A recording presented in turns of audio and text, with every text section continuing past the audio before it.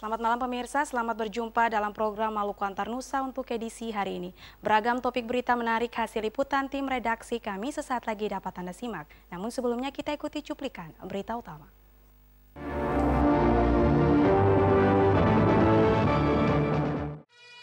Gubernur Maluku menolak keinginan masyarakat adat Buru untuk membuka kembali lokasi tambang Gunung Botak.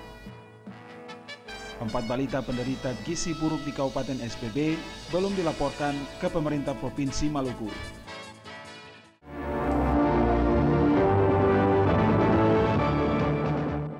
Demikian tadi berita utama, kini kita ikuti Maluku Antar Nusa selengkapnya.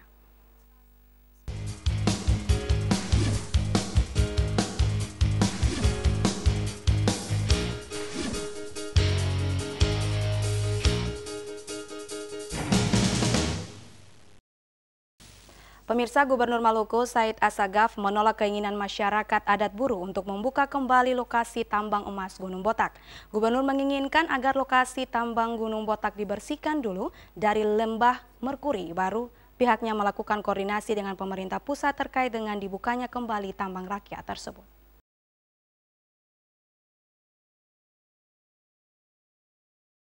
Masyarakat adat Buru berkeinginan agar lokasi penambangan emas di Gunung Botak segera dibuka kembali.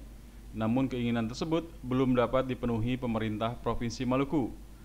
Gubernur Maluku Said Assagaf mengatakan saat ini lokasi tambang emas Gunung Botak sangat rawan dengan penggunaan bahan kimia merkuri. Dengannya dirinya belum memberi ruang untuk dibukanya kembali lokasi tambang rakyat itu. Emas, kata Assagaf, sangat dibutuhkan oleh masyarakat adat di Buru. Namun masyarakat adat Buru tidak memperhitungkan masa depan anak cucu mereka. Olehnya dirinya belum menginginkan lokasi tambang rakyat Gunung Botak dibuka kembali. Ya, saya masih belum bisa menjanjikan itu karena saya mau tahan dulu merkuri. Ya, merkuri kan saya bilang ke mereka, masa depan kalian ya, tapi merkuri itu masa depan anak cucu kalian. Ya, mau anak cucu kalian susah. Mau orang hidup udara beracun di Pulau Buru. Mau sama dengan Minamata di Jepang. Kan tidak, saya berdosa. Itu saya tutup dulu, merkuri hilangkan dulu. Ada jaminan kepada pemerintah. Nah, saya minta mereka tokoh-tokoh adat menjaga itu. Jaga, ambil emas tapi tidak boleh menggunakan merkuri. Minta jaminan itu dulu. Gubernur Maluku Said Assagaf juga menginginkan agar pengedar merkuri di Gunung Botak segera ditangkap. Bukan saja ditangkap, tetapi harus diproses hukum guna memberi efek jera kepada siapa saja yang mencoba-coba mengedarkan bahan kimia merkuri di lokasi tambang Gunung Botak. Bila limbah bahan kimia merkuri sudah dapat diatasi di lokasi tambang Gunung Botak dan tidak lagi mencemarkan lingkungan, maka pemerintah Provinsi Maluku akan melakukan koordinasi dengan pemerintah pusat untuk membuka kembali lokasi tambang dimaksud. Otis Kotadini dan Bambang Yudaswara melaporkan.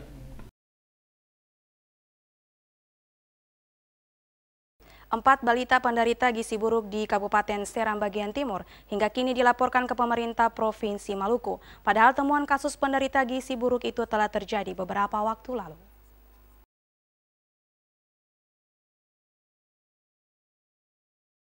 Gubernur Maluku Said Assagaf sangat menyayangkan sikap pemerintah Kabupaten Seram bagian timur dan Dinas Kesehatan Kabupaten Seram bagian timur yang sampai dengan saat ini belum melaporkan kasus gizi buruk di sana.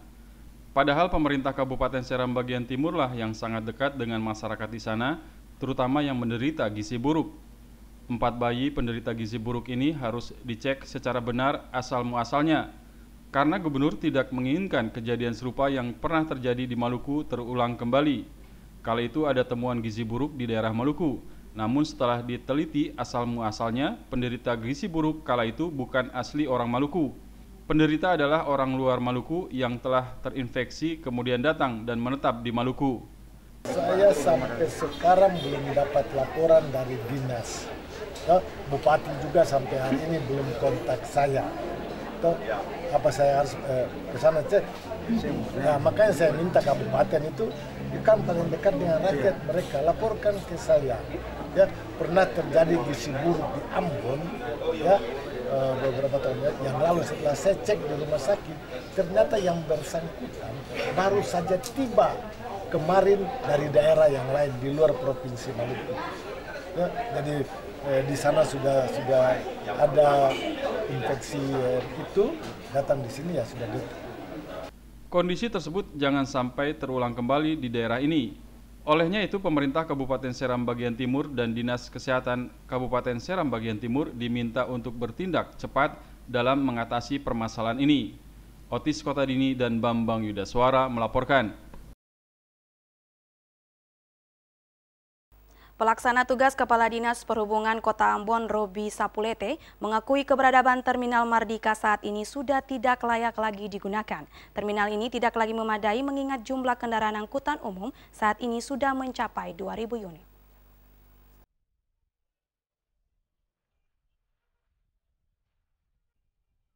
Keberadaan Terminal A dan B Kota Ambon saat ini tidak lagi memadai untuk menampung kendaraan umum. Terminal tersebut dibangun di era tahun 80-an saat jumlah kendaraan umum belum begitu banyak. Sementara saat ini jumlah angkutan umum yang beroperasi di Kota Ambon sudah mencapai 2.000 unit, tidak layak lagi digunakan. Untuk itu ke depan perlu dipikirkan pembangunan terminal baru yang sesuai standar. Hal ini diakui pelaksana tugas Kepala Dinas Perhubungan Kota Ambon, Robi Sapulete. Menurutnya ke depan ada sejumlah strategi yang akan dilakukan. Salah satunya yaitu mengurangi trayek di Kota Ambon. Di Kota Ambon saat ini terdapat 62 trayek, sementara Makassar yang merupakan salah satu kota besar di Indonesia yang hanya memiliki 12 trayek dengan jumlah kendaraan angkutan umum mencapai 7.000 unit. Menurut Sapulete, ke depan juga akan dilakukan survei kendaraan umum yang digunakan berdasarkan kebutuhan. Hal ini dilakukan guna menyediakan sarana transportasi sesuai kebutuhan masyarakat. Nah, Terminal Mardika, Terminal A dan Terminal B ini kan dibangun tahun 80-an. Bayangkan sekarang, jumlah angkutan umum yang beroperasi di Ambon sudah mencapai 2.000 unit. Kapasitas terminal seperti ini, jadi itu terminal bagi pandangan kita sesuai aturan, itu sangat tidak layak. Nah, dipikirkan mesti untuk bagaimana pertimbangan untuk dilakukan kajian-kajian untuk bikin terminal, bangun terminal. Ya, pas bangun terminal, karena dengan kapasitas seperti itu kan kalau standar terminal itu kan sebenarnya itu bukan kategori terminal, kalau ikut standarnya. Tapi apa mau dikata, ya tetap kita fungsikan. Tetapi untuk jangka panjang mesti kita pikirkan untuk membangun terminal yang baru, karena terminal ini kan awal dan akhir satu perjalanan bagi satu angkutan orang, awal dan akhir. Ya kan, startnya dari terminal, di akhir juga di terminal. Ini mesti kita benahi. Menurut Robi Sapulete, pengaturan kendaraan sesuai kebutuhan ini akan memberi solusi dalam mengurai kemacetan lalu lintas. Hal ini mengingat kapasitas jalan di Kota Ambon terbatas, sementara jumlah kendaraan meningkat setiap waktu. Melkilatus Sawawule, John Ralahalo melaporkan. Berita selanjutnya pemirsa, Badan Pertanahan Nasional Kota Ambon telah memenuhi target 1.000 sertifikat gratis kepada masyarakat melalui program pendaftaran tanah sistematis lengkap PTSL. Sertifikat ini akan diserahkan kepada masyarakat di akhir tahun ini. Target 1.000 sertifikat gratis oleh Badan Pertanahan Kota Ambon di tahun 2018 telah dipenuhi sejak bulan Oktober ini. Upaya tersebut melampaui target, yaitu sebanyak 1.021 sertifikat dengan pengukuran pada 2.500 hektar. Pengukuran tanah untuk PTSL ini dibagi atas beberapa klaster. Untuk klaster 1 yaitu tanah yang telah menghasilkan sertifikat. Sementara untuk klaster 2 hingga 4 masing-masing tanah bermasalah, tanah yuridis dengan fisik tidak sama, dan tanah bersertifikat yang diterbitkan sejak 2016. Tanah yang diterbitkan pada 2016 akan dimasukkan dalam sistem peta tunggal BPN agar tidak terjadi tumpang tindih. Peta tunggal adalah kebijakan satu peta yang akan digunakan sebagai referensi nasional. Terkait rencana penyerahan sertifikat ini, pihak BPN telah menyurati kantor wilayah ATR BPN Maluku agar sertifikat bisa diserahkan di sela kunjungan pejabat negara ataupun dilimpahkan ke kantor wilayah BPN Maluku. Masyarakat meminta sertifikat tersebut dapat diserahkan agar mereka dapat menggunakannya sebagai modal usaha. Menurut Toga Torop, terkait permintaan ini pihaknya akan menyerahkan sebelum akhir tahun nanti. 2021 target kita kan 1.000, pengukurannya 2.500 pun telah selesai diukur, terdiri dengan K1 itu sertifikat outputnya 1000, 1021. Pemetaan itu ada K4, K3 dan K2. K4 itu sertifikat yang kita terbitkan di bawah 2016 harus dilandingkan di peta tunggal supaya jangan terjadi tumpang tindih, nanti beliau jelaskan itu. Kita sudah menyurat ke Pak Kanwil karena ada surat dari pusat minta sertifikat itu akan ada petunjuk dari pusat, karena kemungkinan ada kedatangan kunjungan presiden. Kalau pas kunjungan presiden maka presiden menyerahkan, kalaupun tidak ada nanti apakah menteri atau pejabat dari pusat akan menyerahkan atau bisa melimpahkan ke Kanwil. Sertifikat yang diserahkan kepada masyarakat berada pada sejumlah kawasan antara lain Kota Ambon, Nania, Soya, Pohon Mangga, Amausu, Paso, Kelurahan Kudamati, dan Wainitu. Sementara tahun 2019 nanti akan ditargetkan 2.000 sertifikat gratis bagi masyarakat. Melkilatus Saule, Sarles Polaman melaporkan.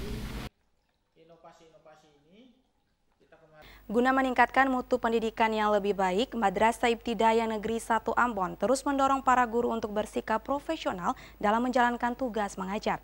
Dengan pola mengajar yang profesional diharapkan bisa tercipta karakter siswa yang lebih menguasai ilmu pendidikan yang diterima.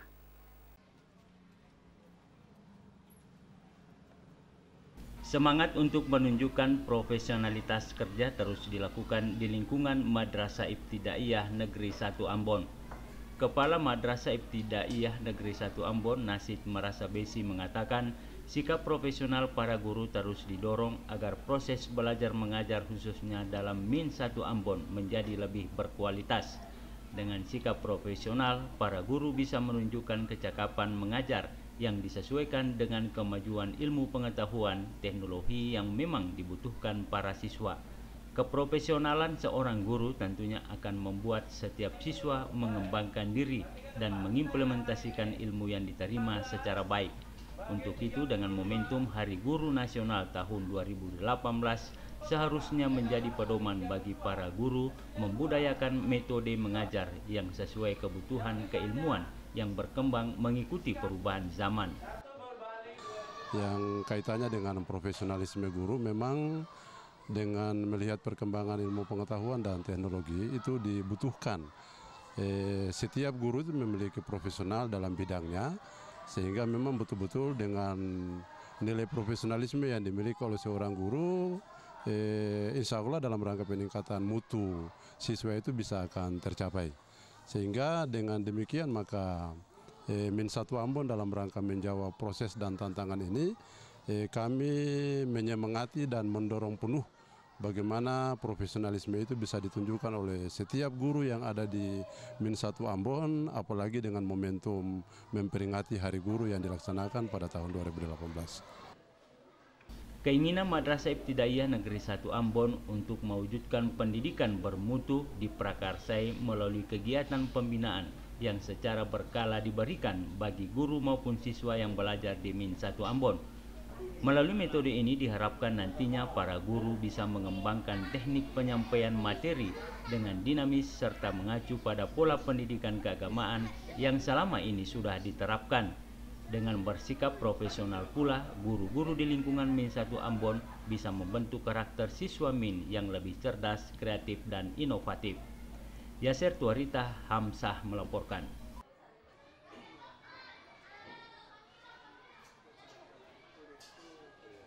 Pangan lokal di Kabupaten Seram bagian timur akan dijadikan menu yang wajib dikonsumsi aparatur sipil negara setempat. Hal ini sebagai upaya memperluas pasaran bagi produk pangan lokal di daerah itu.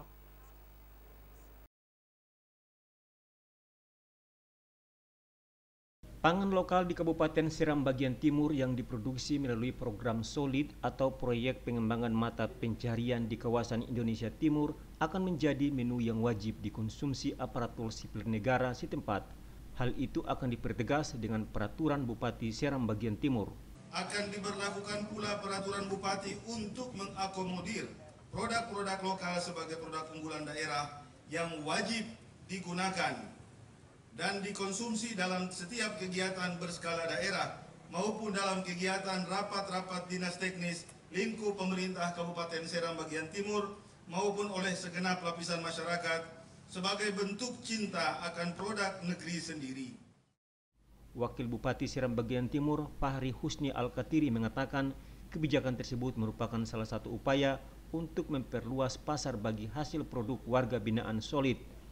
Jenis pangan yang dihasilkan antara lain minyak goreng Minlen, sagu, tepung sagu, kacang botol, jus pala, serta sejumlah jenis pangan lainnya.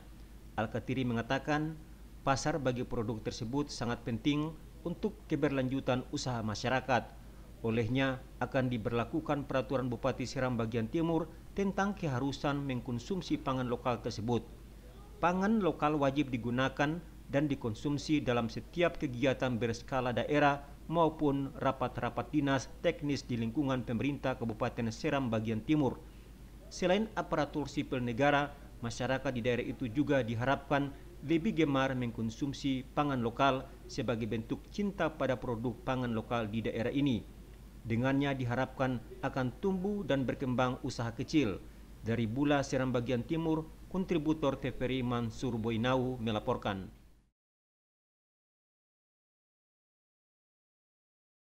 Pemirsa, terima kasih Anda masih bersama kami dalam program Maluku Antar Nusa untuk malam ini. Dan kini kita ikuti info layanan masyarakat yang terangkum dalam segmen komunitas dan pemerintahan.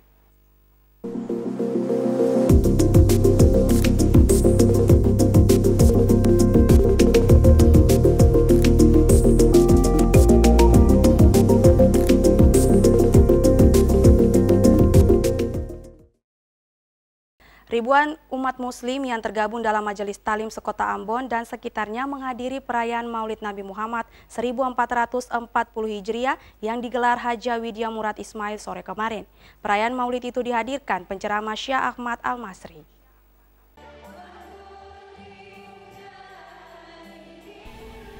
Sekitar 5.000 jamaah muslim dari Majelis Taklim Sekota Ambon membanjiri Islamic Center mulai dari dalam hingga pelataran penuh sesak. Mereka datang dari semua penjuru menghadiri perayaan Maulid Nabi Muhammad Sallallahu Alaihi Wasallam yang digelar Haja Widya Murad Ismail.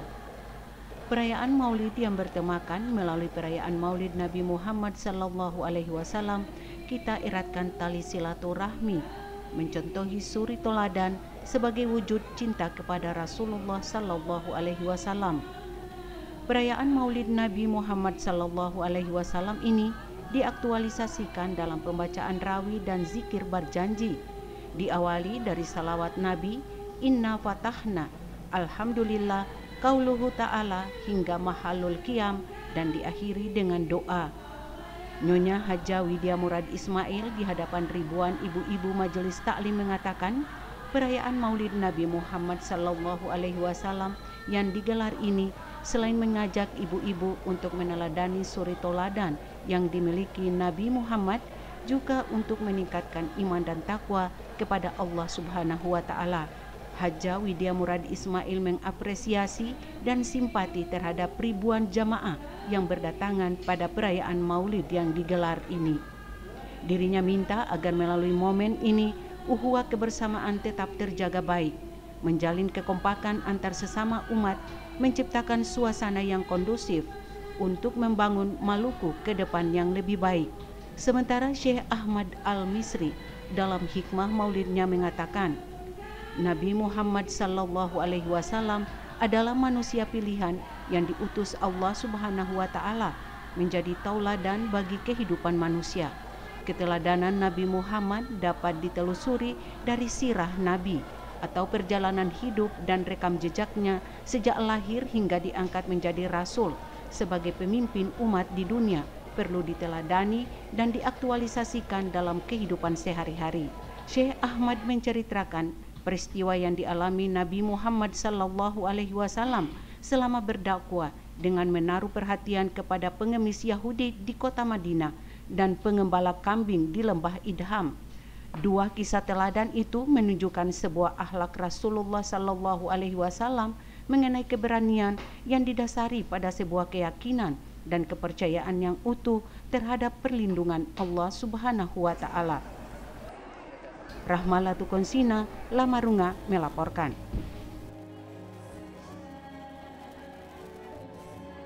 Menteri Agama Republik Indonesia Lukman Hakim Saifuddin mendukung penuh Kota Ambon menjadi tuan rumah Festival Seni Kasidah Skala Besar tahun 2019. Dukungan Menteri Agama itu disampaikan saat membuka Festival Bintang Vokalis Kasidah Gambus tingkat nasional di Jakarta. Festival Bintang Vokalis Kasidah Gambus tingkat nasional ke-23 resmi dibuka Menteri Agama Republik Indonesia Lukman Hakim Saifuddin kemarin. Festival Bintang Vokalis Kasidah Gambus diikuti kafilah dari 27 provinsi di Indonesia termasuk Maluku. Ketua DPP Laski Taha Thohir mengatakan sebelum dilaksanakan festival ini pihaknya telah melaksanakan pelatihan Dewan Hakim. Melalui pelatihan itu diharapkan berdampak terhadap kinerja Dewan Hakim.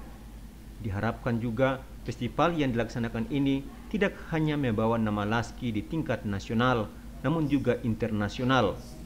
Saat membuka festival ini, Menteri Agama Republik Indonesia Lukman Hakim Saifuddin mengatakan Kementerian Agama Republik Indonesia mendukung sepenuhnya Kota Ambon sebagai tuan rumah Festival Kasidah Skala Besar tingkat nasional tahun 2019 mendatang. Menurut Menteri Agama, Kota Ambon layak menjadi tuan rumah karena memiliki potensi besar dalam bidang seni. Apalagi Kota Ambon akan dijadikan sebagai kota musik dunia. Menandai pembukaan Festival Bintang Vokalis Gambus ini, Menteri Agama menyerahkan piala bergilir Presiden Republik Indonesia kepada penyelenggara untuk direbutkan dalam lomba dimaksud. Pada festival ini DPD Laski Maluku mengirimkan 6 duta kasidah. Duta Maluku akan tampil di 3 cabang lomba yang dipertandingkan, yakni kategori anak-anak, remaja, dan dewasa. Duta Kasidah Maluku merupakan peraih juara pertama pada festival tingkat Provinsi Maluku di Kota Ambon beberapa waktu lalu. Hari ini, Duta Kasidah Maluku mulai mengikuti lomba untuk babak penyisihan yang dilaksanakan di Kompleks Asrama Haji Pondok Gede, Jakarta. Prida Raiman melaporkan.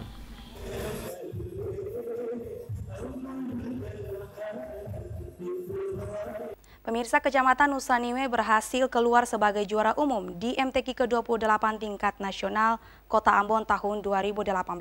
Trofi piala bergilir yang disandang Kecamatan Nusaniwe semalam diserahkan oleh Wakil Ketua Komisi 1 DPRD Kota Ambon, Rafiq Afifuddin. Keberhasilannya disandang para kafilah dari Kecamatan Nusaniwe pada Musabaqah Tilawatil Quran ke-28 tingkat Kota Ambon berdasarkan keputusan Dewan Hakim sesuai total perolehan nilai yang diraih peserta. Juara umum yang diraih Kecamatan Nusaniwe karena memperoleh nilai tertinggi, sementara juara umum kedua diraih Kecamatan Sirimau dan Kecamatan Teluk Ambon Baguala di urutan ketiga. Trofi piala bergilir yang diraih Kecamatan Nusaniwe semalam diserahkan Wakil Komisi 1 DPRD Kota Ambon, Rafiq Afifuddin. Keberhasilan ini merupakan bagian dari kerja keras panitia, para kafilah, dan dukungan dari masyarakat di Kecamatan Nusaniwe. Keberhasilan yang diraih kafilah dari Kecamatan Nusaniwe merupakan langkah maju untuk berkompetisi baik dalam skala regional maupun nasional. Ini merupakan kedua kalinya Kecamatan Nusaniwe keluar sebagai juara umum 2 tahun berturut-turut. Sukses Musabaqah Tilawatil Quran ke-28 tingkat Kota Ambon menjadi sukses bersama. Wakil Ketua Komisi 1 DPRD Kota Ambon, Rafiq Afifuddin, saat menutup Musabaqah Tilawatil Quran ke-28 tingkat Kota Ambon semalam menghimbau kepada masyarakat Muslim di Kota Ambon untuk senantiasa menjadikan Al-Quran sebagai pedoman hidup dan menjadikan Al-Quran sebagai sikap hidup dalam membangun kerukunan hidup antar umat beragama di Kota Ambon dan Maluku. Rafiq Afifuddin berharap Musabaqah Tilawatil Quran dapat menghasilkan qari dan qari'ah, muratil-muratila, hafiz-hafizah, khat-khatatah terbaik yang dapat berkompetisi pada level-level Musabaqah Tilawatil Quran provinsi dan nasional bahkan internasional. Para kafilah yang meraih juara, Rafiq Afifuddin minta jangan berbangga terhadap prestasi yang diraih saat ini. Tetapi ini merupakan modal dasar untuk menghadapi kafilah dari 10 kabupaten kota di Maluku. Untuk itu, seluruh pemenang diminta untuk terus meningkatkan kemampuan sehingga dapat meraih hasil maksimal di tingkat Provinsi Maluku yang akan berlangsung di Kabupaten Buru tahun depan. Rahmalatu Konsina, Junaidi Asril melaporkan.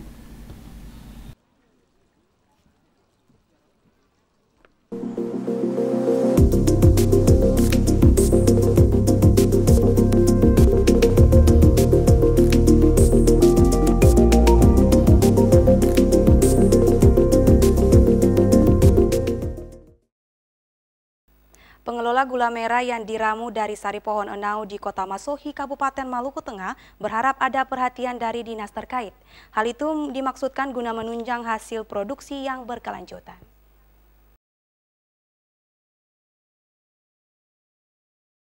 Pemanfaatan sari pohon enau menjadi gula merah alami yang dikelola oleh Abdul Rahim dirasa sangat bermanfaat. 4 tahun sudah kesehariannya memproduksi sari pohon enau menjadi suatu olahan yang bermanfaat bagi masyarakat Kota Masohi. Menurut Abdul Rahim, masih banyak kekurangan yang dihadapinya termasuk peralatan, sebab proses pembuatan sari pohon enau menjadi gula merah selain membutuhkan kesabaran, juga membutuhkan peralatan yang memadai. Bagi dirinya, produksi gula merah cukup untuk membiayai kebutuhan sehari-hari. Saya olah sedikit demi sedikit. Ada sorotan dari dinas-dinas terkait, yaitu saya selaku pengelola di situ disoroti oleh dinas terkait ya, dari dinas sosial. Dengan adanya itu saya juga termasuk minta banyak terima kasih kepada dinas terkait, yaitu dinas sosial, telah memberikan sedikit bantuan, walaupun itu memang hanya sedikit, tapi merupakan suatu meringankan beban daripada saya punya usaha. Dirinya juga mengharapkan pemerintah, dalam hal ini instansi terkait, dapat memperhatikan lahan yang sementara ini dikontrak dari pemilik lahan. Minimal ada lahan khusus yang dipersiapkan untuk produksi yang berkelanjutan. 2 buah gula merah yang dipacking dalam satu kemasan dijual ke pasar dengan harga Rp8.000. Dari Masohi, Maluku Tengah, kontributor TVRI Fatahila Sia melaporkan. Pola hidup sehat menjadi prioritas warga Englas, Kecamatan Bula, Kabupaten Seram bagian Timur. Hal ini dilakukan karena desa tersebut terpilih sebagai perwakilan Kabupaten Seram bagian Timur pada lomba 10 program PKK tingkat Provinsi Maluku.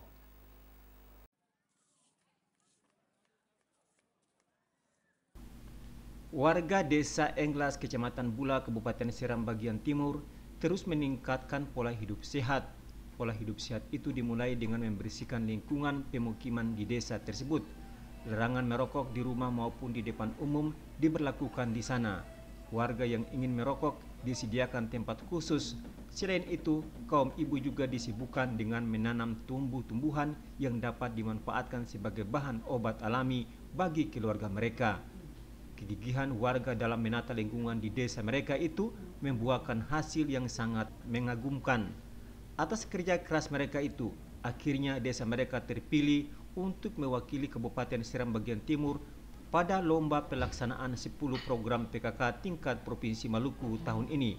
Tentunya kami berharap bahwa insya Allah dengan program kami mewakili Kabupaten Seram bagian Timur. Insya Allah kami tidak mengecewakan Kabupaten Seram bagian Timur. Itu yang pertama. Dan tentunya kegiatan lomba ini bagi kami adalah evaluasi diri, dan insya Allah kami akan meningkatkan 10 program PKK di negeri Adipati Unggas ini ke depan. Inilah janji kami kepada kita semua. Kepala Desa Englas Abdul Rauf Patiasina menyambut baik penetapan Desa Englas sebagai wakil Kabupaten Seram bagian Timur pada perlombaan tersebut. Dengan penetapan itu semakin memacu pemerintah dan warga setempat untuk terus meningkatkan pola hidup sehat. Abdul Rauf Patiasina juga berjanji pihaknya akan berupaya untuk menjadi pemenang pada lomba tersebut di tingkat provinsi. Dari Bula, Seram bagian Timur, kontributor TVRI Mansur Boynau melaporkan.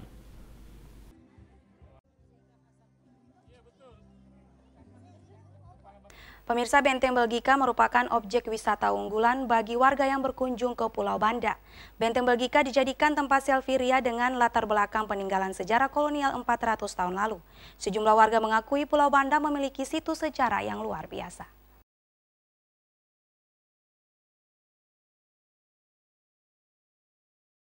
Pulau Banda di Kabupaten Maluku Tengah menyimpan puluhan peninggalan sejarah kolonial masa lalu yang kini masih dilestarikan oleh pemerintah. Salah satunya Benteng Belgika.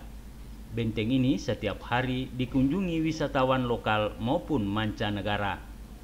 Selain dijadikan tempat untuk mengetahui sejarah kolonial, Benteng Belgika juga dijadikan tempat berselfie dengan latar belakang benteng dan laut yang indah. Mereka mengatakan pemandangan di Pulau Banda memiliki keindahan yang luar biasa, apalagi berada di atas benteng peninggalan bangsa kolonial 400 tahun lalu. Selain memiliki keindahan panorama alam Pulau Banda, juga dimanjakan dengan berbagai peninggalan situs-situs sejarah yang luar biasa. Mereka berharap peninggalan sejarah masa penjajahan di Pulau Banda ini harus dilestarikan oleh pemerintah dengan tidak meninggalkan keasliannya. Salah satu bangunan sejarah yang ada di di Pulau Banda yang memang perlu untuk dilestarikan karena memang merupakan peninggalan sejarah. Ya, sebagai anak daerah yang perlu untuk menjaga dan melestarikan benteng ini karena dia juga merupakan salah satu bagian sejarah yang perlu dilestarikan seperti itu. Unik, terus zaman peninggalan Belanda yang yang ada sampai sekarang masih bagus lagi. Ini peninggalan Portugis lagi. Super indah. Saya kan dari Ternate. Di Ternate ada benteng tapi dia tidak besar seperti yang benteng ini, benteng Belgika. Di sana juga ada benteng-benteng banyak tapi ukurannya kecil-kecil. Dia punya cerobong bahkan cuma 2. Kalau di sini banyak ya 5. Bentengnya besar. Selain mengunjungi Benteng Belgika, ratusan wisatawan juga melakukan kunjungan ke sejumlah situs-situs sejarah sebelum kemerdekaan. Kunjungan mereka hanya ingin mengetahui lokasi tokoh-tokoh bangsa yang diasingkan di Pulau Banda. Dari Pulau Banda, Fani Letahid melaporkan. Jalan penghubung seri Hukurila yang sementara dibangun akan dijadikan akses untuk pengembangan kawasan wisata Kota Ambon. Untuk mendukung hal itu, ke depan bakal disediakan trayek baru maupun angkutan wisata untuk melayani wisatawan.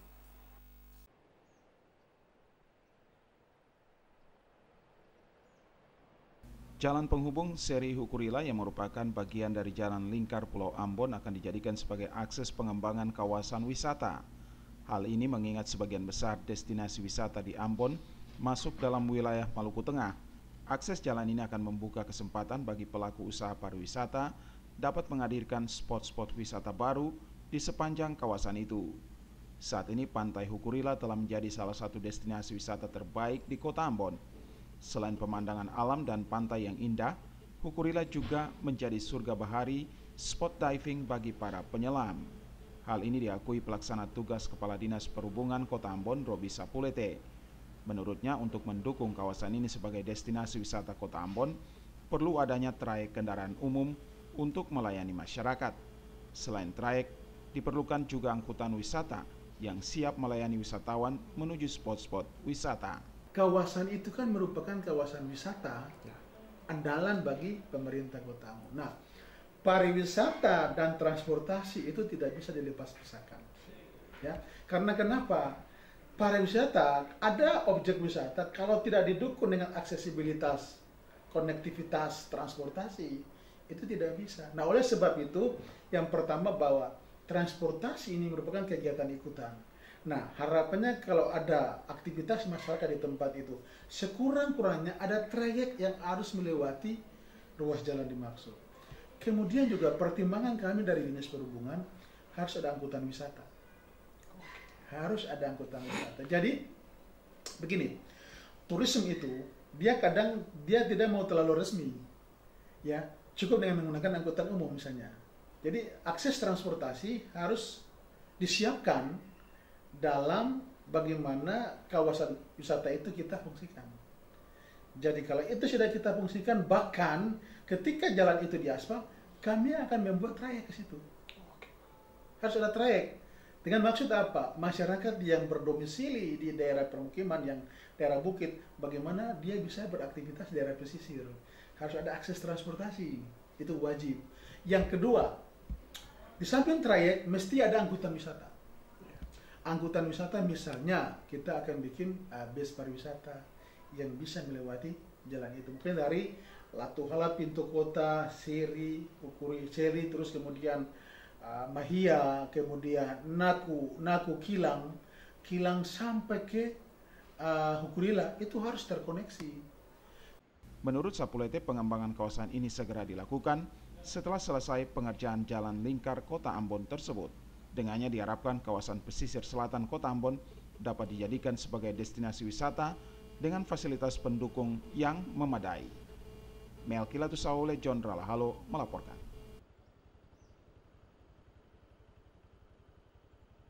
Persatuan Tenis Seluruh Indonesia PLT Provinsi Maluku bertekad menggelorakan cabang olahraga tenis lapangan di Maluku. Pembinaan PLT Maluku akan difokuskan di sekolah-sekolah.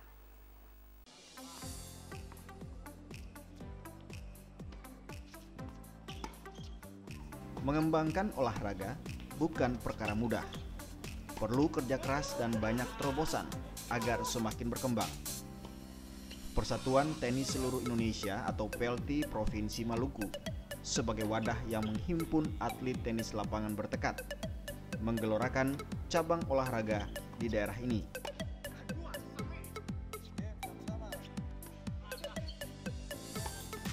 Ketua terpilih PLT Provinsi Maluku Adolf Saleki menyebutkan selama ini cabur tenis lapangan dianggap permainan bagi kalangan ekonomi menengah ke atas. Melalui kepengurusan PLT 2018-2023, Saleki menyatakan akan memfokuskan pembinaan tenis lapangan bagi usia remaja. Hal ini dilakukan dengan cara turun ke sekolah-sekolah. Di Maluku orang beranggapan bahwa pemain tenis itu hanya buat orang-orang tertentu yang golongan menengah ekonomi ke atas ya. Nah, untuk kita pengurus kali ini kita buktikan bahwa olahraga ini untuk semua kalangan. Ya, dengan cara nanti kita pakai sistem pembinaan, nanti kita akan live ke sekolah-sekolah yang mulai dari SMP sampai SMA, kita mencari bibit-bibit. Nanti kita pengadaan raket bola semua di sini warna 20 buah. Jadi setiap saat siapa saja anak-anak yang mau datang main di sini tersedia. Persatuan Tenis Seluruh Indonesia Provinsi Maluku akan dilantik pada 18 Januari 2019. Acara pelantikan itu direncanakan dihadiri Ketua Umum Pengurus Tenis Seluruh Indonesia, Rildo Ananta. Pada saat nanti pelantikan, yang fokus utama adalah kita pelantikan yang utama, terus kemudian kita tambahkan ada tambahan di dalam setelah pelantikan itu ada eksebisi. Di situ ada 3 eksebisi yang akan kami tampilkan. Yang pertama adalah eksebisi untuk eksekutif.